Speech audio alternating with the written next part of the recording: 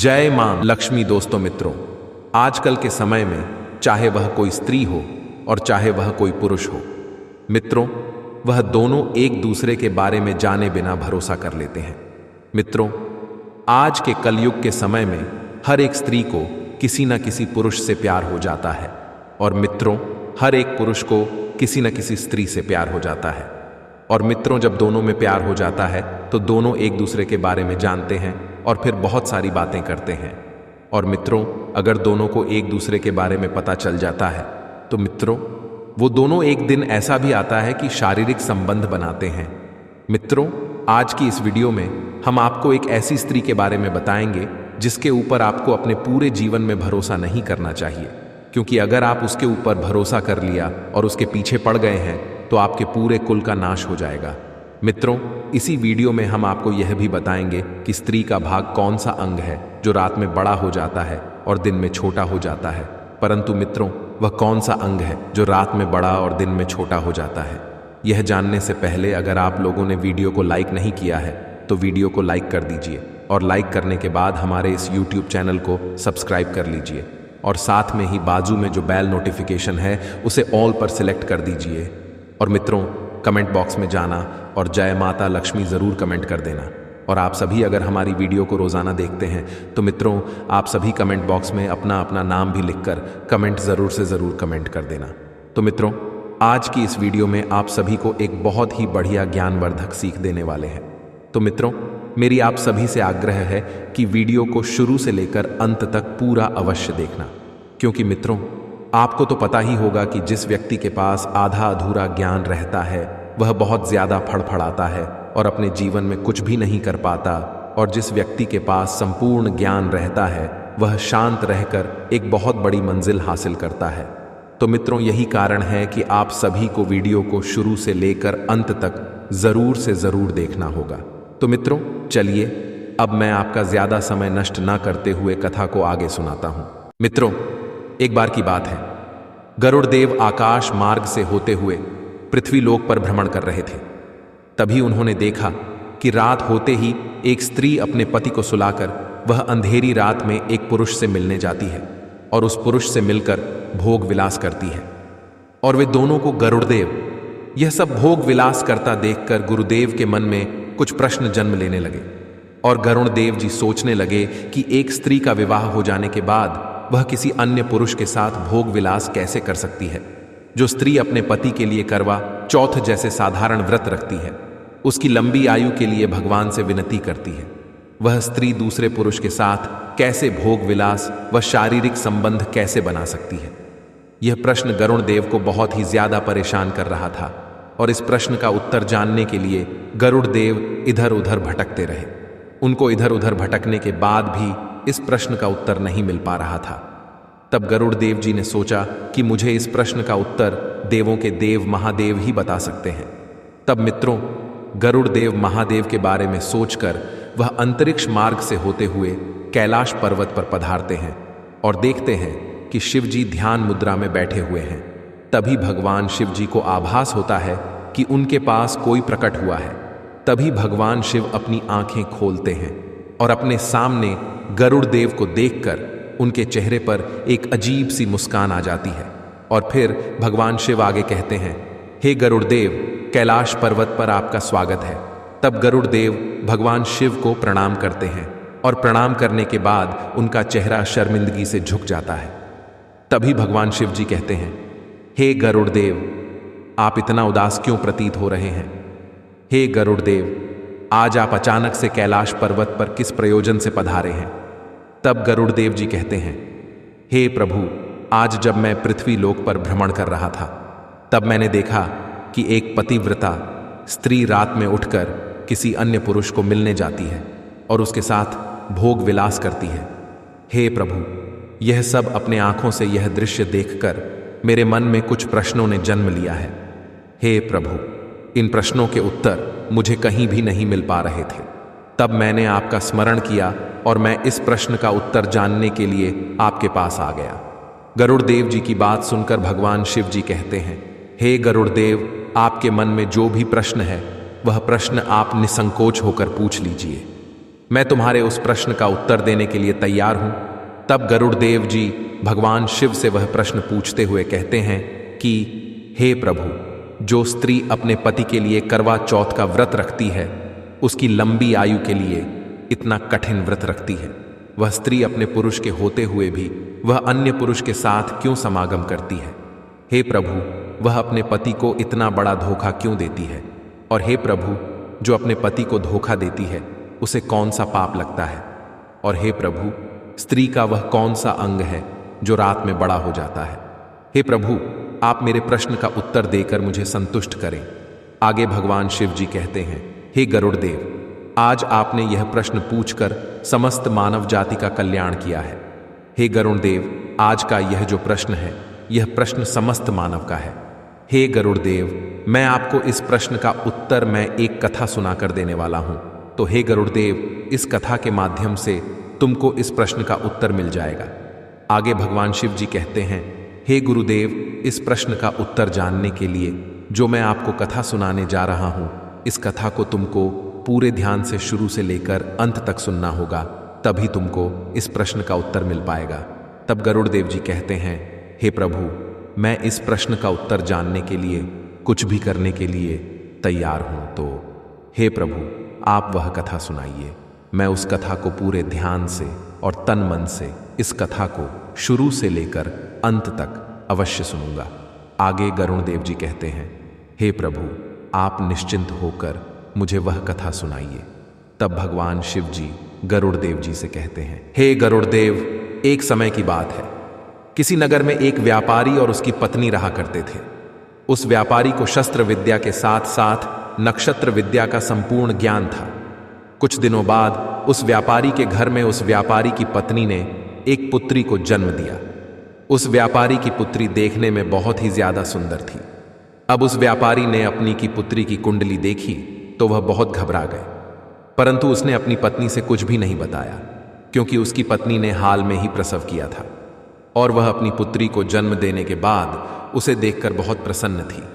तो वह व्यापारी अपनी पत्नी को ऐसे प्रसन्न देखकर उससे अपनी पुत्री की कुंडली के बारे में नहीं बताया। उस व्यापारी ने अपनी पुत्री का नाम राधिका रख देता है। राधिका अपने माता और पिता की एक लाडली पुत्री बन गई थी और फिर उन तीनों का जीवन हंसी खुशी से बीत रहा था। फिर देखते ही देखते उसे व्यापारी की पुत्री कब विवाह के योग्य हो गई, कुछ पता ही न चला।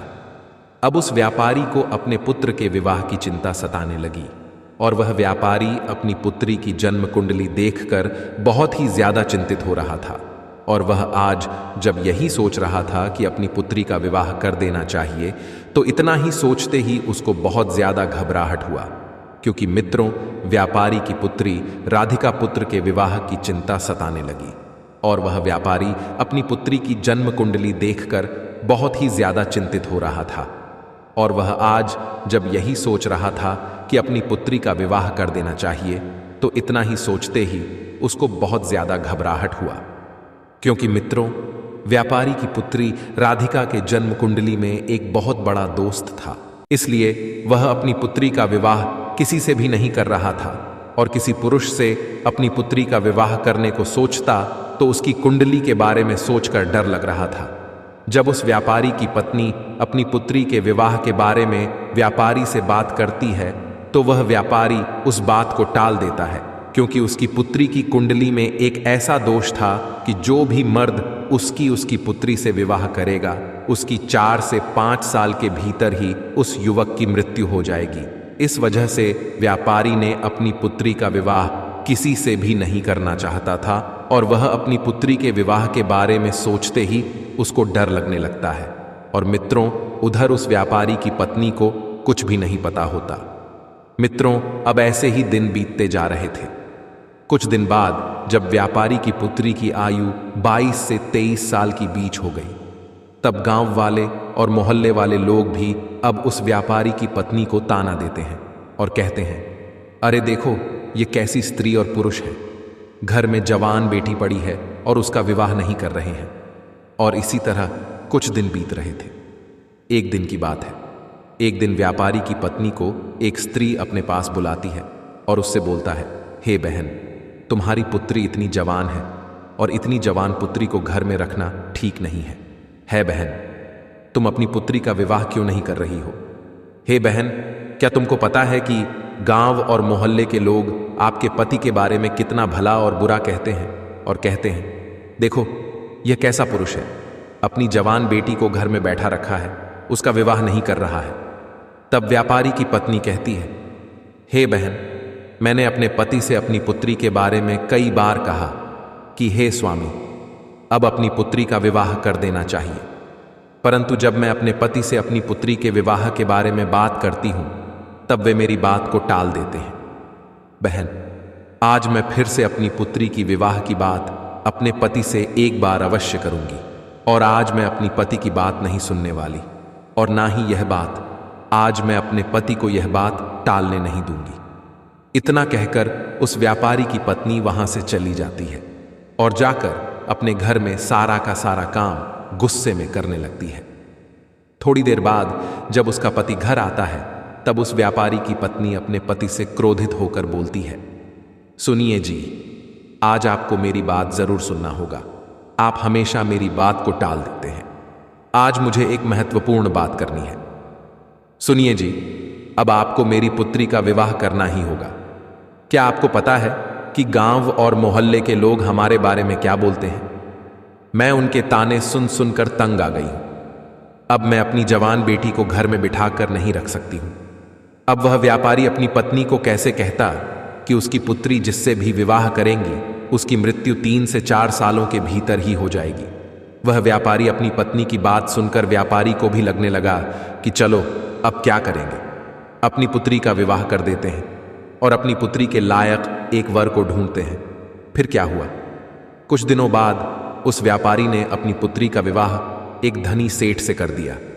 विवाह के बाद उसकी पुत्री का जीवन कुछ दिनों तक सही से चला रहा, परंतु जैसे ही 3 साल बीत गए वैसे ही उसके पति की मृत्यु हो गई और उस व्यापारी की पुत्री राधिका विधवा हो गई।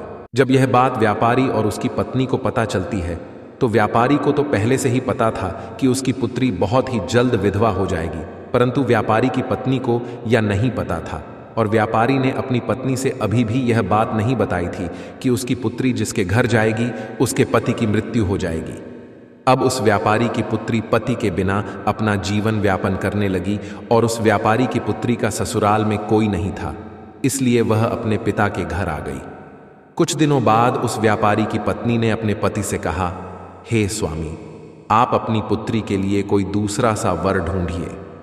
फिर क्या वह व्यापारी अपनी पुत्री के लायक दूसरा वर ढूंढता है और अपनी पुत्री का विवाह कर देता है, और वैसे ही उसकी पुत्री राधिका का जीवन व्यतीत हो रहा था। परंतु कुछ समय बाद फिर से उसे व्यापारी के पुत्री का पति मर गया। अब जब 2 बार यह हो चुका था और तीसरी बार उसकी पत्नी ने अपने पुत्री का विवाह तीसरी जगह कराया, तो जब विवाह हो गया और व्यापारी की पुत्री अपने ससुराल को जाने लगी, तब व्यापारी ने अपने पुत्री से कहा, हे पुत्री, आज तुम यह समझ लेना कि तुम्हारे माता पिता अब इस दुनिया में नहीं है। अब तुम जहां भी जा रही हो वहीं पर रहना और अपने पति का ध्यान रखना।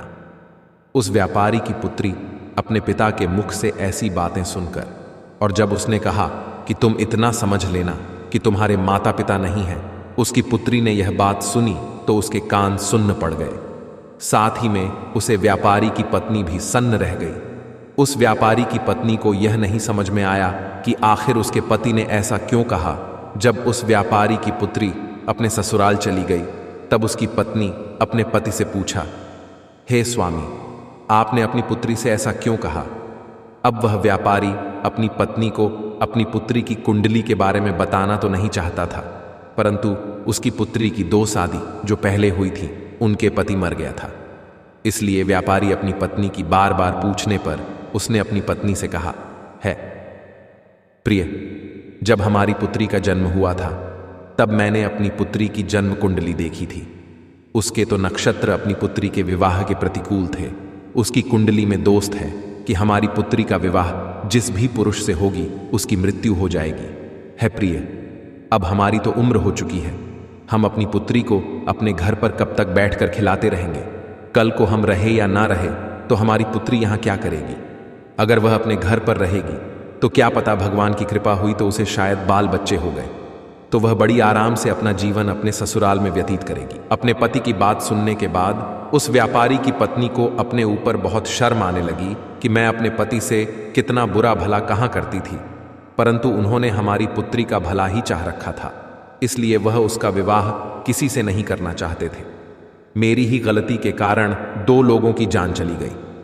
अब कुछ समय बीतने के बाद इधर उस व्यापारी की पुत्री को विवाह के 3 साल हो चुके थे।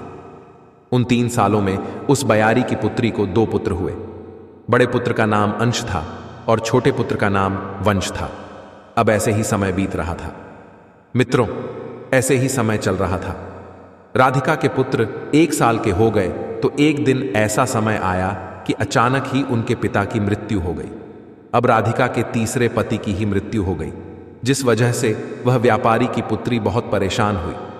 अब वह अपनी दोनों संतानों के साथ ही अपने घर पर अपने बच्चों का पेट पालने लगी, क्योंकि उसके पिता ने भी उसे मायके आने से मना कर दिया था। इस वजह से वह अपने पिता के भी घर नहीं जा सकती थी। अब वह अपने बच्चों का पेट पालती है। कुछ समय बाद उस व्यापारी की पुत्री के जो पुत्र थे वह बड़े हो चुके थे और अपने कार्य को स्वयं करने लगे थे। बड़ा वाला बेटा अंश अब एक व्यापारी बन चुका था और शहर में उसका खुद का एक व्यापार था। वह अनाज की खरीदारी करता था और उसे शहर में बेचता था। उसकी राशन की एक बहुत बड़ी दुकान थी। अंश का एक बहुत ही अच्छा दोस्त था, उसका नाम राजन था। वह उसके गांव के बगल वाले गांव में रहता था।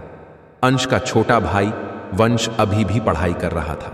जब अंश बड़ा हो गया और अपने पैरों पर खड़ा हो गया तो उसकी मां ने उसका विवाह पास के गांव की एक लड़की जिसका नाम रजनी था उससे कर दिया। रजनी बहुत ही शर्मीली लड़की थी। वह जितनी ही शर्मीली थी उतनी ही रूपवती भी। अंश की पत्नी बनने के सारे गुण रजनी के अंदर विद्यमान थे। रजनी जिस गांव से थी उसी गांव में राजन रहता था। जब अंश की शादी हो गई तो कुछ दिनों बाद अंश फिर से व्यापार के सिलसिले में अपनी पत्नी रजनी को गांव में अपनी मां की सेवा के लिए छोड़कर शहर अपने व्यापार को संभालने के लिए चला गया। अंश यह समझता था कि उसका छोटा भाई वंश अभी पढ़ रहा है, इसीलिए उसकी पढ़ाई में कोई विघ्न ना आए, उन्हें समय पर खाना पानी मिलता रहे, जिससे वह समय पर सारे कार्य कर पाए। और उसकी मां की भी अब उम्र हो चुकी थी, जिससे उन्हें भी कार्य करने में तकलीफ होती थी। इसलिए ही अंश और मित्रों पत्नी रजनी जब भी रजनी को कुछ चाहिए होता है का फैसला तो अंश राजन से कहकर रजनी को वह चीज दिलवा देता है। और मित्रों, अगर रजनी को कहीं पर जाना होता है तो अंश राजन से कहकर रजनी को वहां पर भिजवा देता है। मित्रों, रजनी शुरुआत में अपनी सासू मां जी की बहुत सेवा करती थी और अपने पति असी से अत्यधिक प्रेम करती थी। और मित्रों, ऐसे ही समय बीत रहा था। और मित्रों, एक दिन अचानक से राजन अंश के घर आया और उस दिन अंश की पत्नी रजनी घर पर कोई कार्य कर रही थी। तब उसने बाहर से आवाज लगाई कि भाभी कहाँ हो, बाहर आ जाओ, पिताजी की तबीयत बहुत खराब है और पिताजी ने मुझे आपके पास तुरंत भेजा है और वह आपसे मिलना चाहते हैं। जब रजनी ने राजन की इतनी बात सुनी तो भागती हुई राजन के पास पहुंच जाती है। अब इतने में ही रजनी की सासू मां भी आ जाती है। जब वह राजन को बाहर देखती है तो वह राजन के घर आने का कारण पूछती। तब राजन कहता है कि मां जी, रजनी भाभी के पिता की तबीयत बहुत खराब है, उन्होंने अति शीघ्र इन्हें लाने के लिए भेजा है, इसलिए ही मैं यहां आया हूं। जब रजनी की सास ने राजन की बात सुनी तब वह अपनी बहू से कहने लगी, बहू जल्दी जाओ और अपने पिताजी की देखरेख करो।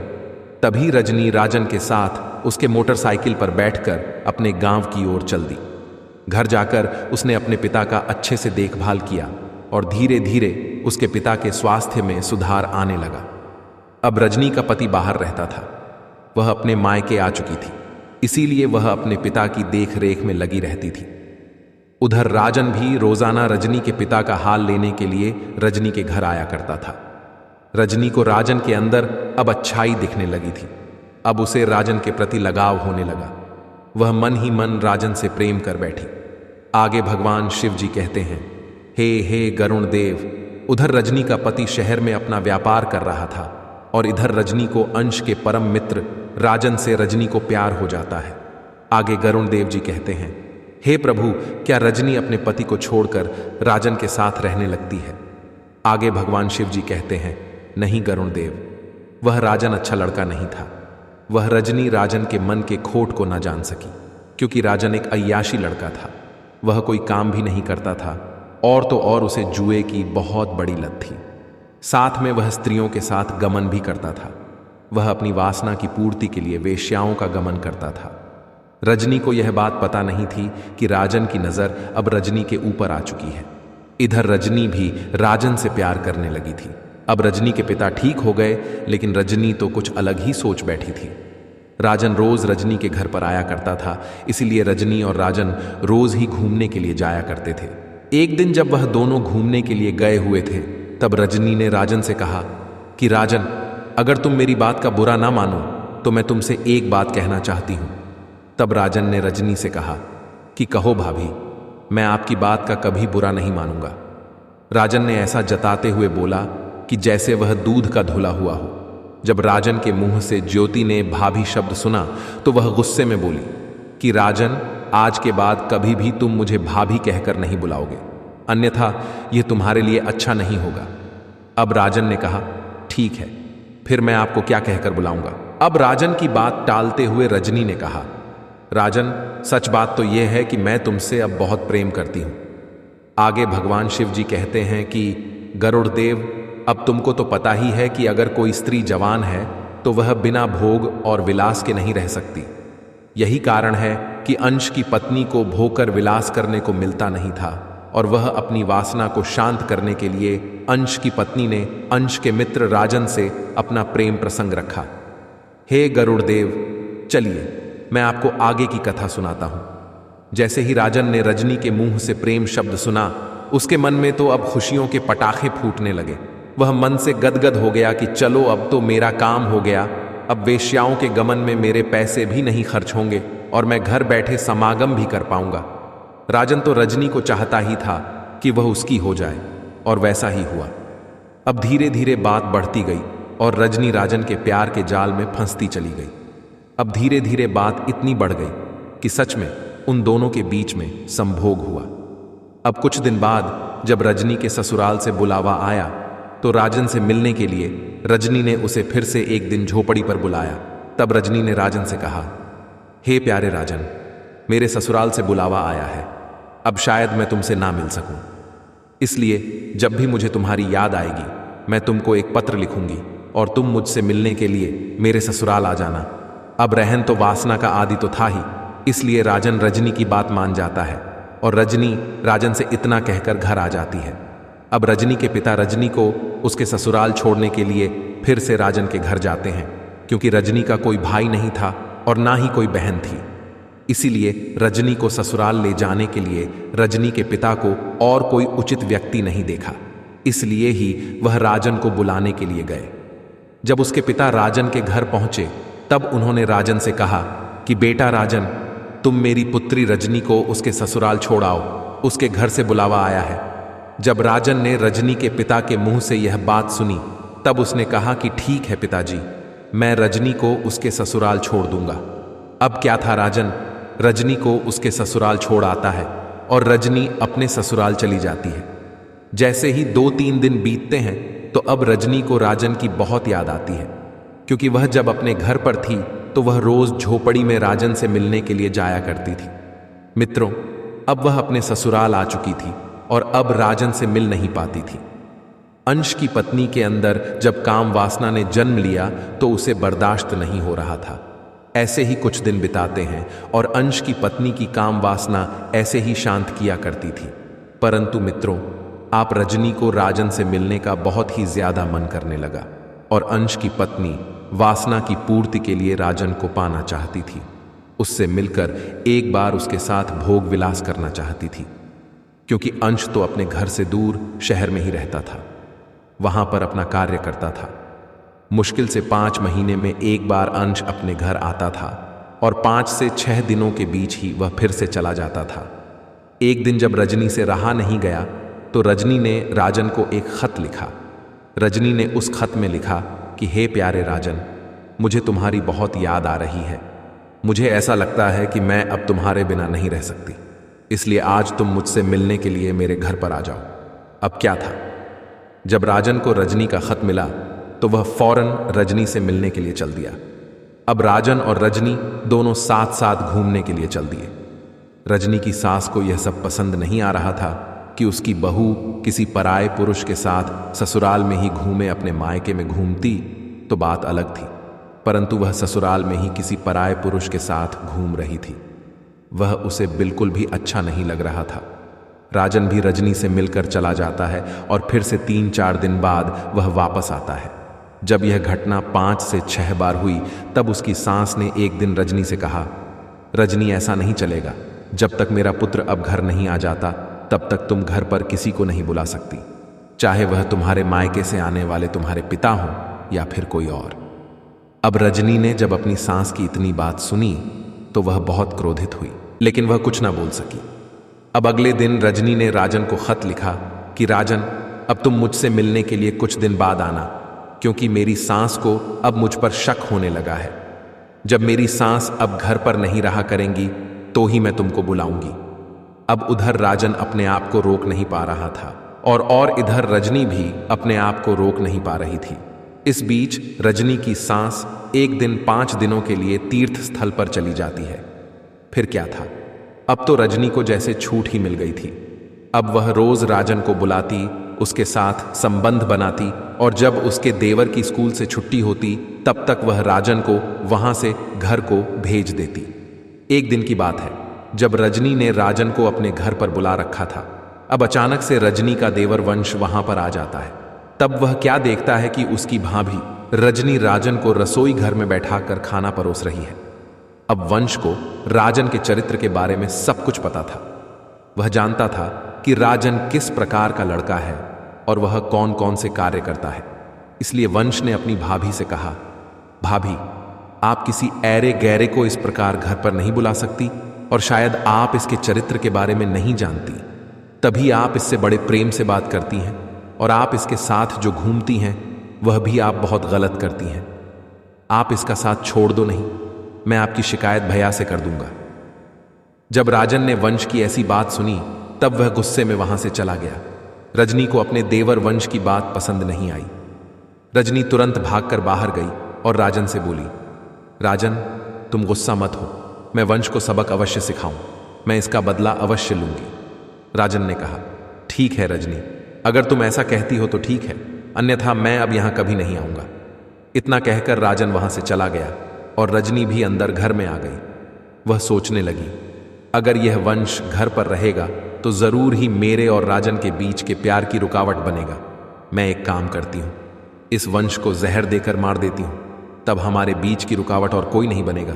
अपने मन में यही सोचकर अगले दिन जब वह खाना बना रही थी, सबके लिए उसने खाना बाहर निकाल लिया और उसने अपने देवर वंश के लिए एक थाली में खाना बाहर निकाला और उसमें जहर मिला दिया। जब राजीव ने वह खाना खाया तो उसकी मृत्यु हो गई। अब कोई यह जान भी नहीं पाया कि वंश की मृत्यु कैसे हुई। वंश की मां बहुत दुखी थी। उधर रजनी मन ही मन बहुत खुश हो रही थी कि चलो, अब मेरे और राजन के बीच का कांटा मिट गया है, अब हमारे प्यार के बीच में और कोई नहीं आएगा। जब यह बात अंश को पता चली तो वह सब काम छोड़कर तुरंत अपने गांव लौट आया और गांव पहुंचकर जब उसने अपने भाई वंश को मृत अवस्था में देखा तो उसके प्राण पसीज गए, क्योंकि वह अपने भाई के लिए ही तो बाहर रह रहा था कि उन्हें अच्छी शिक्षा दे सके, उन्हें अच्छा खाना दे सके। इसलिए ही उसने अपनी पत्नी को भी घर पर ही छोड़ रखा था कि उन्हें खाना ना बनाना पड़े, घर का काम ना करना पड़े और वह अपने भविष्य की चिंता करे, अपनी पढ़ाई पर ध्यान दे। लेकिन उसका भाई तो अब मर चुका था। कुछ दिन अंश घर पर रुकता है और कुछ दिनों बाद फिर से अंश अपनी पत्नी रजनी को छोड़कर पुनः व्यापार के सिलसिले में शहर को चला जाता है। अब रजनी फिर से वही प्रक्रिया दोहरा। कुछ दिन ऐसे ही बीता तो रजनी की सास ने रजनी से कह दिया कि देखो, हमारे घर पर यह सब नहीं चलेगा, अगर दोबारा ऐसा कुछ हुआ तो मैं तुम्हारी यह बात अंश से शिकायत कर दूंगी। जब रजनी ने अपने प्रेमी राजन के बारे में ऐसा सुना तो वह भी जोर से बोली, जो जिससे बताना है बता दो, मैं किसी से डरती नहीं हूं, ना तो मेरा कोई कुछ कर पाएगा। हाँ, मैं राजन से प्यार करती हूं। जब रजनी की सास ने इतना रजनी के मुंह से सुना तो वह रजनी से बोली, हो सकता है मेरे पुत्र को तूने ही मारा हो, जब तू ऐसा कह सकती है तो तू मेरे पुत्र को भी मार सकती है। फिर क्या था? रजनी को फिर से गुस्सा आ गया। रजनी गुस्से में बोली कि हाँ, मैंने ही मारा है और तुम्हें भी मार दूंगी। अगर तुम मेरे और राजन के प्यार के बीच में आए तो तुमको भी मैं मार दूंगी।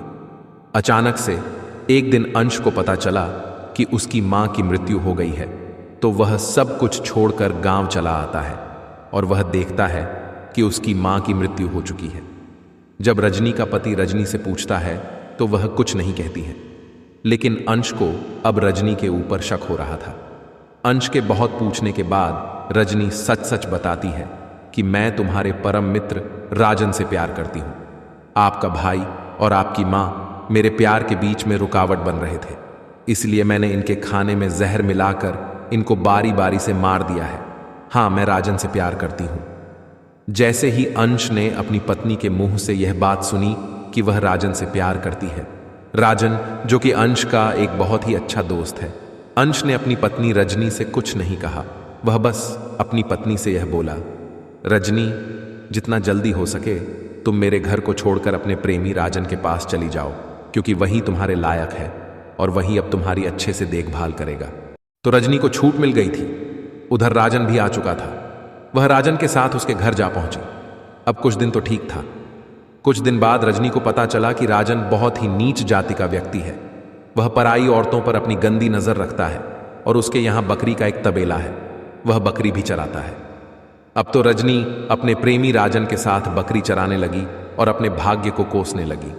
यह कहां मैं फंस गई, कहां मैं एक रानी की तरह अपना जीवन व्यतीत कर रही थी और कहां वासना के चक्कर में फंसकर अब मैंने अपना जीवन को अधेड़ कर लिया है। अब मेरा बुढ़ापा कैसे कटेगा? यही सोच सोचकर रजनी ने तो अपना माथा पीट लिया। उधर अंश ने एक अच्छी सी स्त्री को देखकर अपना विवाह कर लिया और दोनों साथ साथ रहने लगे। इधर रजनी का समर के साथ बुरा हाल था। वह अपने भाग्य को कोस रही थी कि उसने यदि अंश को धोखा ना दिया होता तो आज वह भी एक रानी की तरह राज करती। आगे भगवान शिव जी कहते हैं, हे गरुड़ देव, स्त्री को आज तक किसी ने समझ नहीं पाया और ना ही समझ पाएगा ही करूं।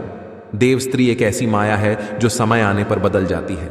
स्त्री अपनी हो या पराया, उसे स्त्री पर कभी भी भरोसा नहीं करना चाहिए। आगे भगवान शिव जी कहते हैं, हे गरुड़ देव, अब मैं आपको बताता हूं कि वह कौन सी स्त्री है और वह कौन सा पुरुष है जिससे हमेशा दूर रहना चाहिए। और वह एक ऐसी स्त्री जो पराये पुरुषों के साथ संबंध रखती है, उसके साथ उठाती बैठी है और उसे अपने घर को छोड़कर दूसरे के घर पर ध्यान देती है, अपने को पराया और पराया को अपना समझती है। तो ऐसी स्त्री से हमें बचकर रहना चाहिए। जैसा कि तुमने देखा कि रजनी ने अपने को पराया समझकर उनको मार दिया और पराये को अपना समझकर उसके साथ एक दुखी जीवन व्यतीत करने लगी थी। हे गरुड़ देव, ऐसी स्त्रियों से हमें हमेशा बचकर रहना चाहिए। ऐसी स्त्री हमें अवश्य ही किसी ऐसे जाल में फंसा देंगे जहां से निकालना अत्यंत कठिन हो जाता है। अब मित्रों, मैं आप सभी को बता देता हूं कि स्त्रियों का वह कौन सा अंग है जो रात को बड़ा हो जाता है और दिन में छोटा। तो मित्रों, स्त्रियों की पुतली अंधेरी रात में बड़ी हो जाती है और दिन में छोटी धूप खुलने के कारण स्त्रियों की पुतली दिन में छोटी हो जाती है और अंधेरा होने के कारण स्त्रियों की पुतली रात में बड़ी हो जाती है। और मित्रों, अब मैं तुमको बता देता हूं कि जो स्त्रियां अपने पति को छोड़कर परायण मर्दों से संबंध रखती हैं, उन्हें कौन सा पाप लगता है। तो मित्रों, जो स्त्री अपने पति को छोड़कर पराई पुरुषों से संबंध रखते हैं और उनके साथ भोग विलास करती हैं, तो मित्रों, इस जन्म के पाप के कारण उसे अगले जन्म में कुत्ते का जन्म मिलता है। तो मित्रों, आप सभी को यह कथा कैसी लगी? कमेंट बॉक्स में कमेंट करके अपनी राय अवश्य दें। और मित्रों, आज के समय में प्रत्येक स्त्रियां शादी से पहले किसी अन्य पुरुष से संबंध रखती हैं और शादी के बाद भी वह स्त्रियां किसी अन्य पुरुष से संबंध रखती हैं। तो मित्रों, यह कलयुग है। कलयुग में ऐसा होना संभव है। तो मित्रों, आज की यह कथा यहीं पर समाप्त होती है। तो मित्रों, अभी तक आप लोगों ने हमारे इस YouTube चैनल को सब्सक्राइब नहीं किया तो YouTube चैनल को सब्सक्राइब कर लीजिए और मित्रों, सब्सक्राइब करने के बाद बेल नोटिफिकेशन को ऑल पर सेलेक्ट कर दीजिए।